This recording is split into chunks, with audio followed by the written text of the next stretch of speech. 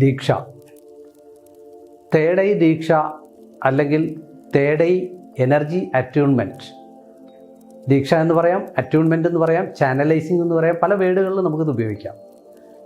ഇത് എന്തെന്ന് വെച്ചാൽ സാധാരണ കയറി വരുന്ന ഒരു വ്യക്തി, ഇത് അഭ്യസിക്കാൻ വരുന്ന വ്യക്തി, തേർഡ് ഐ എന്ന് പറഞ്ഞാൽ എനർജി വേൾഡാണ്.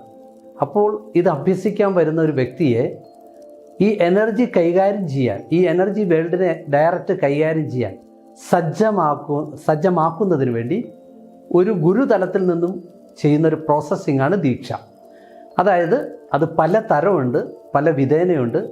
ദൃഷ്ടിദീക്ഷ, നയനദീക്ഷ, വിദൂരദീക്ഷ, സ്പർശനദീക്ഷ, ഇങ്ങനെ അങ്ങോട്ട് പോവാണ്. പല പല വിധേനയുണ്ട് ആ സാഹചര്യം അനുസരിച്ച്. അപ്പോൾ മാസ് എനർജി ചാനലൈസിങ്ങിലൂടെ നമ്മളുടെ ഒരു പ്രത്യേക പാത്ത് വേണ്ട എനർജി പോകുന്ന, നാച്ചുറലി ഒരു വ്യക്തിയിലൂടെ ഒഴുകിക്കൊണ്ടിരിക്കുന്ന എനർജിയുടെ അളവ് നോർമലായിരിക്കും. അപ്പോൾ ആ എനർജിയുടെ ആ വഴിയെ മാസ് എനർജി ചാനലൈസിങ്ങിൽ കൂടി, മാസ് എനർജി പ്രയോഗത്തിലൂടെ അത് ഒരു ഓപ്പൺ ചെയ്യുന്ന, അല്ലെങ്കിൽ ആ വ്യക്തിയെ സജ്ജമാക്കുന്ന ഇങ്ങനെയുള്ള വിദ്യകൾ അഭ്യസിക്കുന്നതിന് വേണ്ടി, എനർജിയുടെ വിദ്യകൾ അഭ്യസിക്കുന്നതിന് വേണ്ടി ആ വ്യക്തിയെ തയ്യാറാക്കുന്ന ഒരു പ്രോസസ്സിങ്ങാണ്.